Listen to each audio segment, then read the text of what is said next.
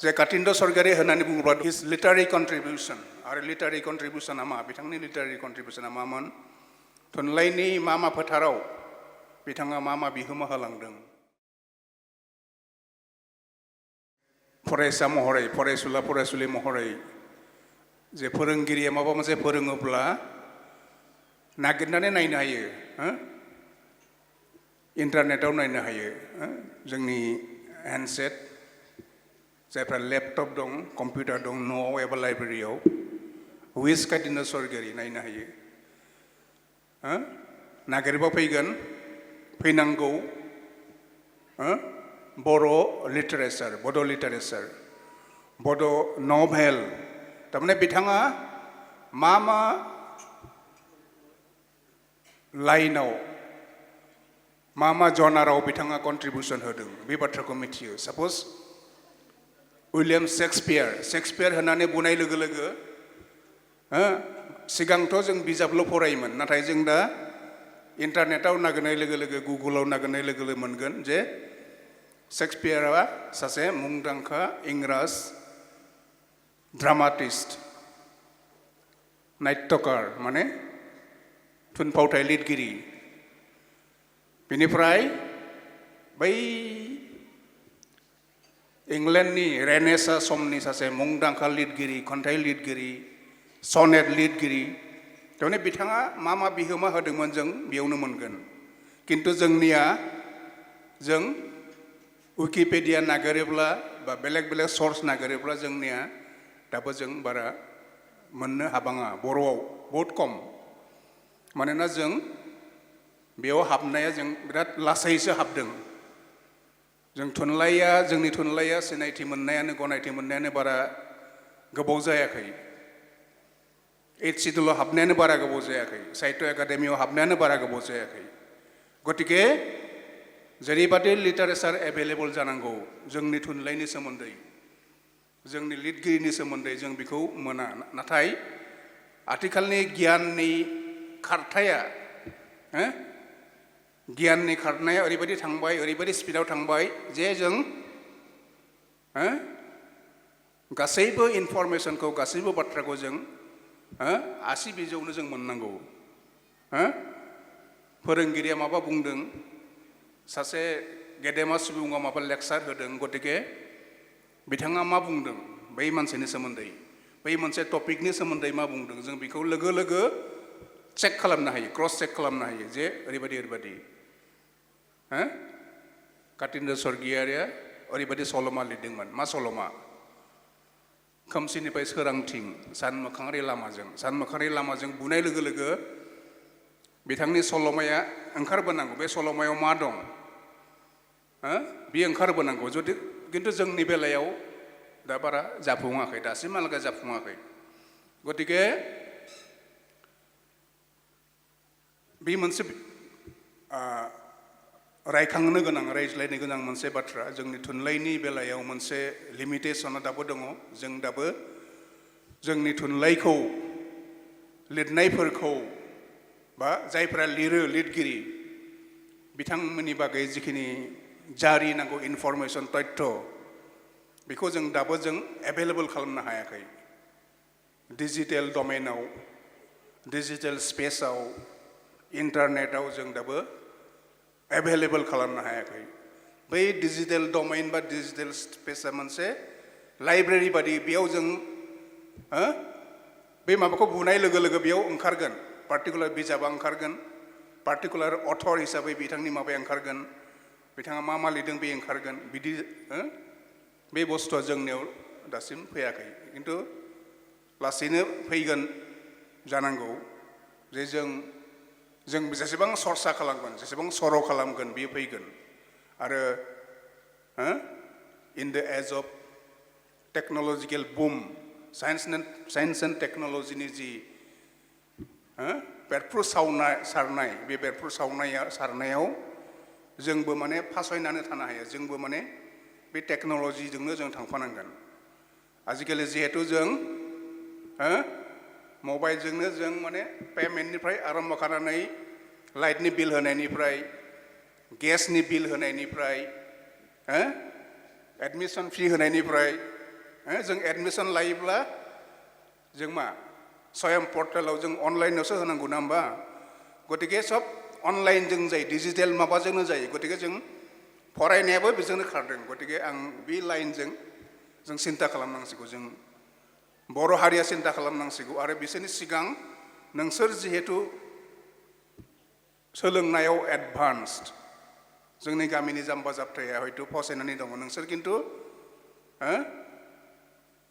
सोलोंनायाव जिहेतु एडभान्सड गतिके नोंसोरो बै बाथ्राखौ साननांगौ जे जोंनि माथो जोंनि लिरगिरिफोरनि बाथ्राखौ जों डिजिटेल डमेनाव नागिरनानै मोना इन्टारनेटाव मोना गतिके जों मा रोखोमै जों नायनांगोन मा रोखोमै जों साननांगोन जोंनि दङ आबसु दं थुनलाइ आफाद बिथांमोनाबो नाजादों किन्तु जों बै गौथुमफोर एबा आफादल' नङा जोंबो बेयाव बिहोमा होनांगोन बै मोनसे बिथिं दङ आं मेइन टपिकनिफ्राय एसे माबायाव थांदोंमोन जे बेबो नाथाय फरायसाफोरनि थाखाय एसे इम्पर्टेन्ट बाथ्रा जे कातिन्द्र सरगियारि होननानै बुङोब्ला दहाय राजेन बसुमतारिया बुंलांबाय जे हिज लिटारि कन्ट्रिबिउसन आरो लिटारि कन्ट्रिबिउसना मा बिथांनि लिटारि कन्ट्रिबिउसना मामोन थुनलाइनि मा फोथाराव बिथाङा मा बिहोमा होलांदों राजेन बसुमतारिया दहायनो बुंलांदों जे बर'आव जों मिथियो जे बै बिबार अलंबारनि समनिफ्राय दिनैसिम बिबार अलंबारनि मुगानि समनिफ्राय दिनैसिम जों गोबां थुनलाइ सोरजि जाबाय गोबां सल' सल'मा खन्थाइ सोरजि जाबाय थुनफावथाइ सोरजि जाबाय जिउखौरां बिजाब ओंखारबाय दावबायनाय बिजाब ओंखारबाय बिजिरनाय थुनलाइ ओंखारबाय नाथाय बेफोरनि मादाव वेयर लाइज कातिन्द्र सरगियारिया बहा बिथांनि जायगाया बहा बिथाङा बहा गसंनानै दङ सासे लिरगिरि महरै जे दहाय मोनसे लिस्ट होलांदों जे बिथाङा खन्थाइ लिरदों खन्थाइ बिजाबनि मुंखौबो दहाय बुंदों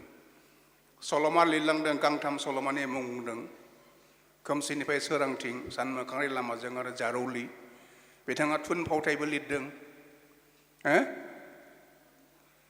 गांसेल' होननानै जों मिथिगौ हादानाव बैसागोमोन नामा बेनिफ्राय बिथाङा सासे समाज सचेतन समाज सांग्रां सासे लिरगिरिमोन समाजनि दाने जोंहा गोबाङानो लिरो माने गाव गोसो सिङाव जि सानो बे साननायखौ बेरखांहोनानैल' रमान्टिक खन्थाइ लिरगोन गोसो थोनाय खन्थाइ लिरगोन मिथिंगानि खन्थाइ लिरगोन किन्तु समाजनि बाथ्राखौ साननानै बारा लिरा गोबां लिरगिरि दं गोबां दङ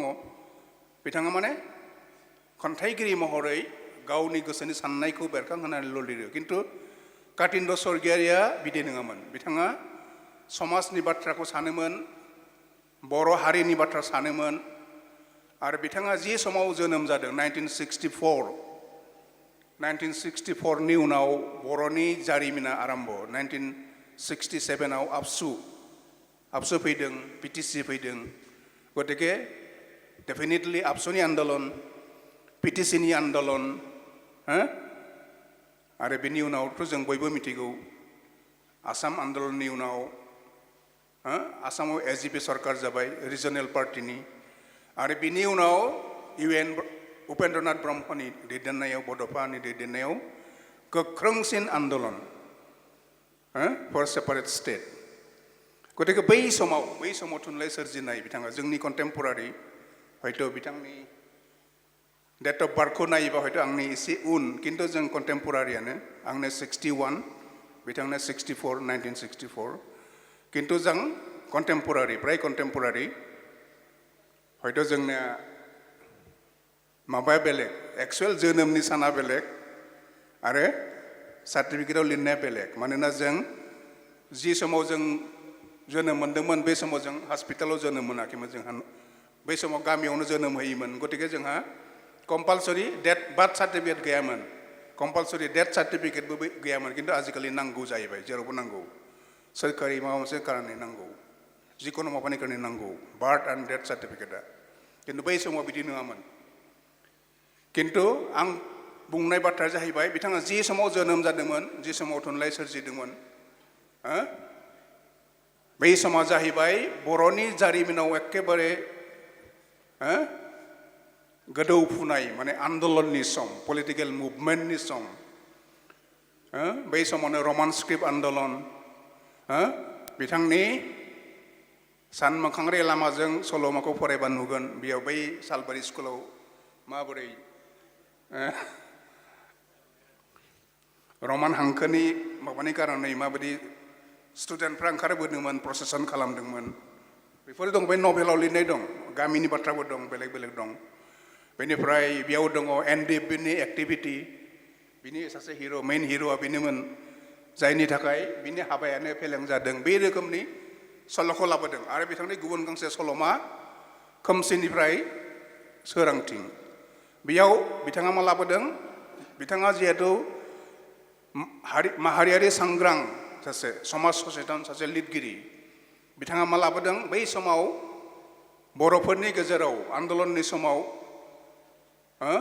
बर' आन्दलननि समाव बा आसाम आन्दलन बै समाव बर'फोरनि गेजेराव मा रोखोमनि गुबुन हारिफोरजों मा रोखोमनि संघात जादोंमोन कनफ्लिक्ट एथनिक कनफ्लिक्ट बर' आरो बांगालजों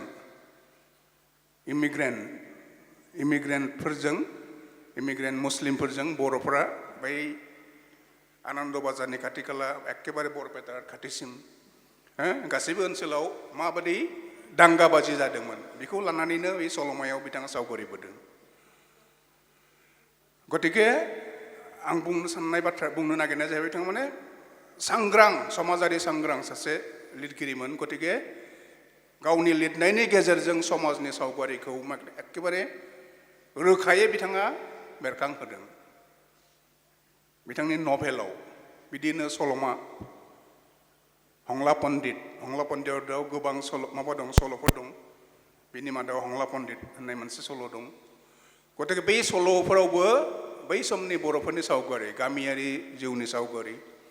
बेयाव बर' आन्दलन समाव पुलिस मिलिटारिफोरनि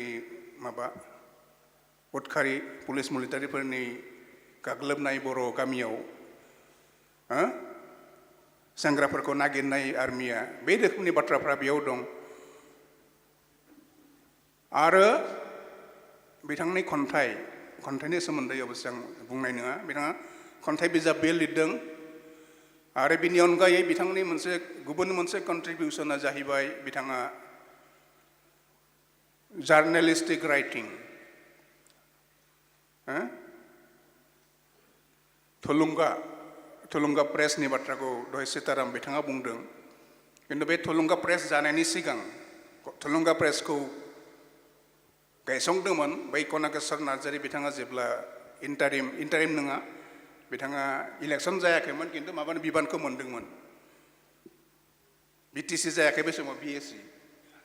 बे समाव कनकेश्वर नार्जारी बिबानखौ मोनदोंमोन बेयाव माने प्रेस खुलिनो थाखाय सोरखारनिफ्राय एसे मदद मोनदोंमोन आरो बेखौ लानानैनो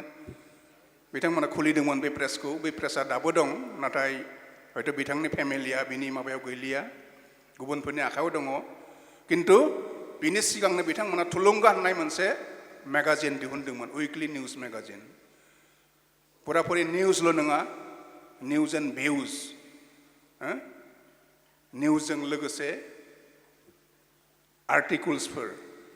समाजजों सोमोन्दो गोनां राजखान्थिजों सोमोन्दो गोनां हारिजों सोमोन्दो गोनां समाजारि सांग्रांथिनि नोजोरजों गोबां आर्टिकलफोर बेयाव थुलुंगायाव बेरखांदोंमोन आरो बै आं मिथिनायाव बिथाङा बै थुलुंगानि गेजेरजोंनो गोबांनि सत्रु जादोंमोन दहाय राजेना जिथु बुंदों गांसे बिजाबादि बयकट जादोंमोन बिजाबखौदि बेन खालामजादोंमोन थुलुंगानि एडिटर हिसाबै थुलुंगानि माबा हिसाबै बिथाङा गोबांजों सुथुर जादोंमोन मानोना जायफ्रा उन्दै गथ'फोर दा कलेजाव हाबजेननाय बिथांमोना हयथ' बांसिनानो आबसुजोंनो दङ किन्तु जे समाव आबसुनि आन्दलन जाजेनबाय उपेन्द्रनाथ ब्रह्मनि दैदेननायाव बे समाव बर'नि गेजेराव माने स्ट्रं माबा फैदोंमोन आबसु भार्सास पिटिसिए गतिके बे मोनसे जारिमिन मोनसे हारिनि जारिमिननि बे बाहागो बे मोजां गाज्रि बेखौ बुंनाया दिगदार किन्तु Be dong. This is part of our political life. This is part of our community life. Part of our Bodo nationalism. गतिके बे बाथ्राफ्रा दं आरो बिनि गेजेरावनो बिथाङा गाव नोजोरजों बिथाङा जिखौ सैथो होननानै सानो बेखौनो बिथाङा लिरोमोन आरो गतिके बिथांनि हयथ' बेयो मोनसे स्ट्रेंथ आरो बे स्ट्रेंथआनो हयथ'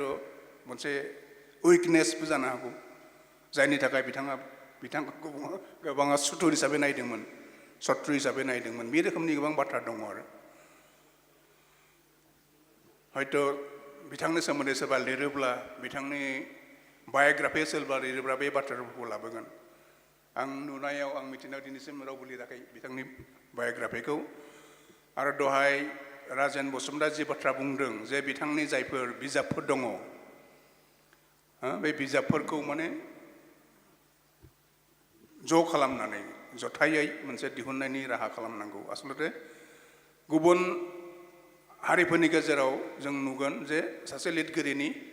कमप्लिट वर्क्स बिथांनि खन्थाइ मेथाइ सल'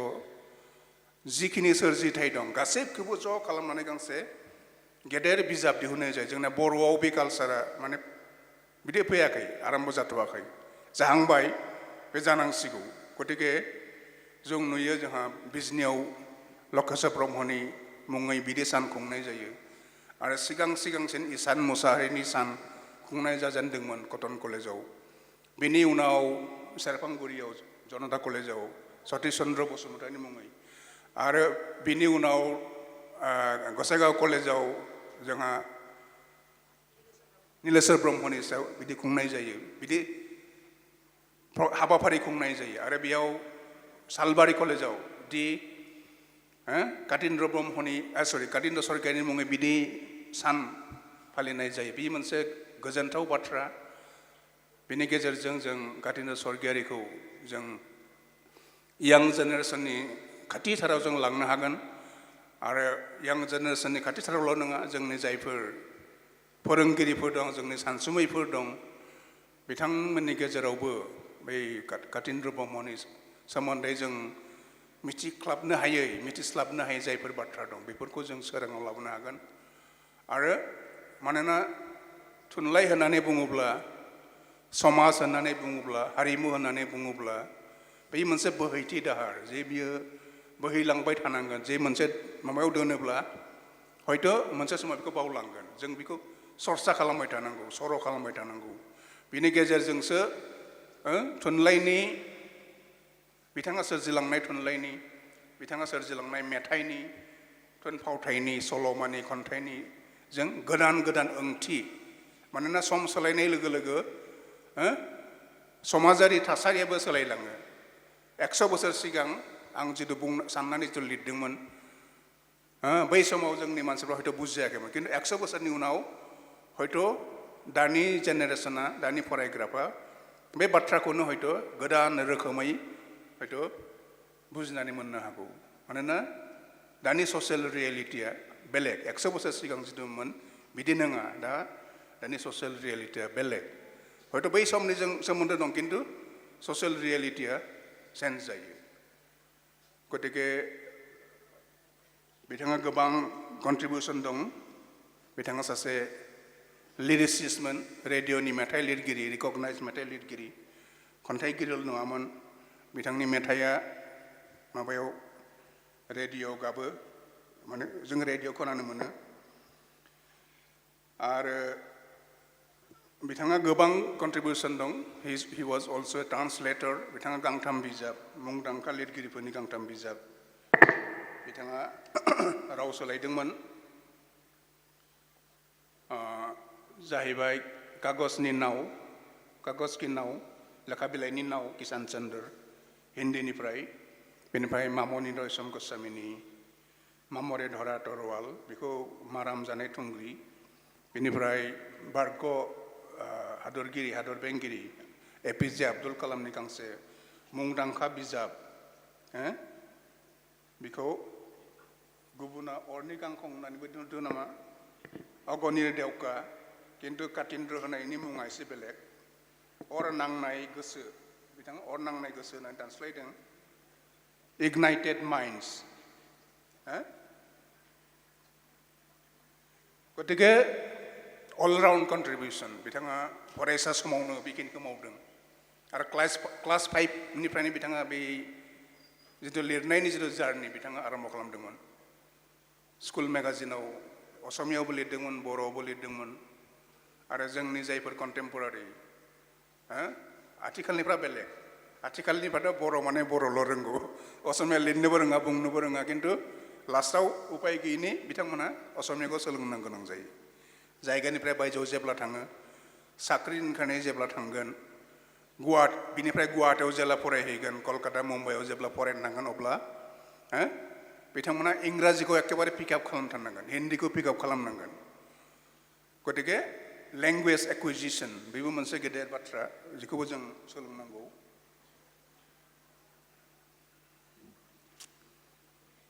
आं बुंनाय बाथ्राया जाहैबाय बै समाव जोंनि समाव जों असमियावबो फरायोमोन असमियावबो लिरोमोन बर'आवबो लिरोमोन गतिके बै क्वालिटिया दानि जेनेरेसनाव गैया आं बेखौसो बुंदों दे खिन्थु जों जेसेबांखि लेंगुवेज जों एक्वायर खालामनो हाया मानो जोंनि थाखाय मोनसे प्लास पइन्ट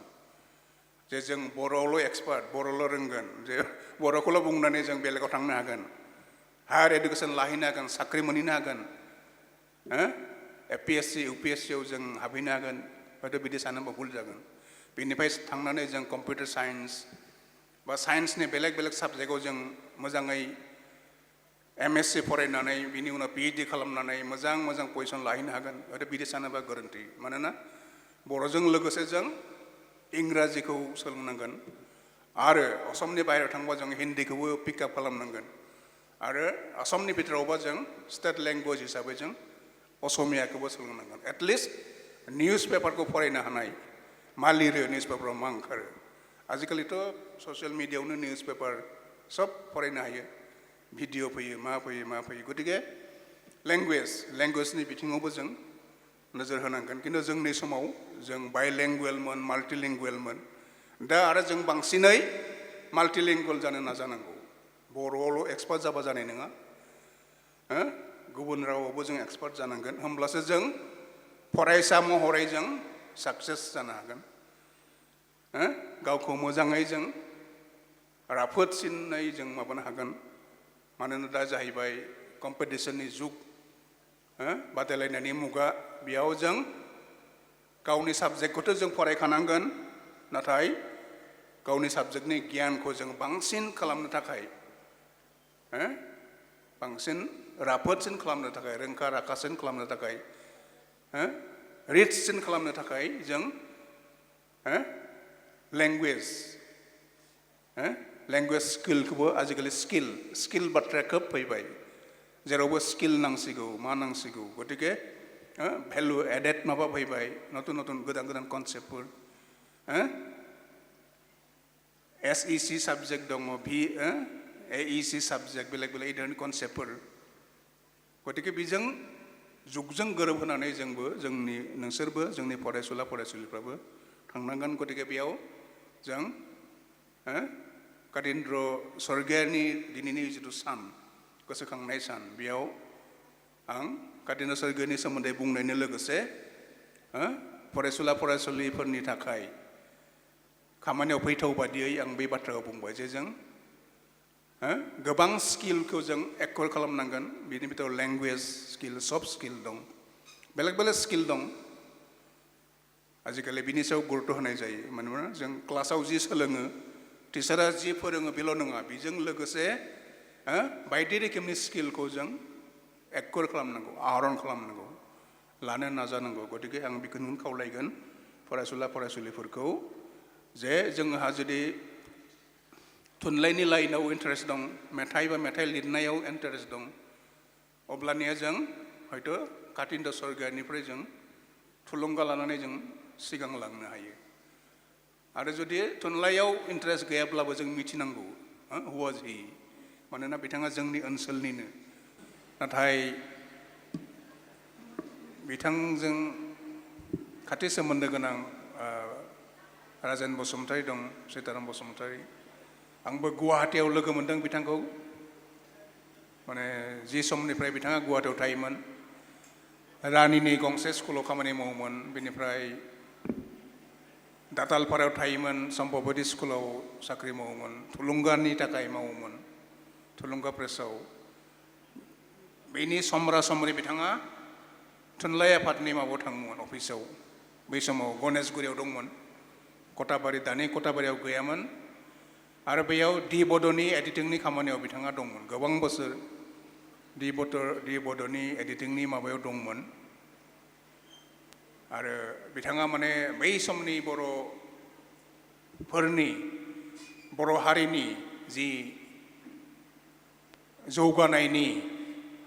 बर' हारिनि जिथु जारिमिन बिनि बिथाङा साक्षिमोन आरो जिउनि जोबथा फारसे हयथ' बिथाङा गोबां क्राइसिसाव गोलैनांदोंमोन बेयाव फेमिलिखौ लानानै साख्रिखौ लानानै हयथ' माबा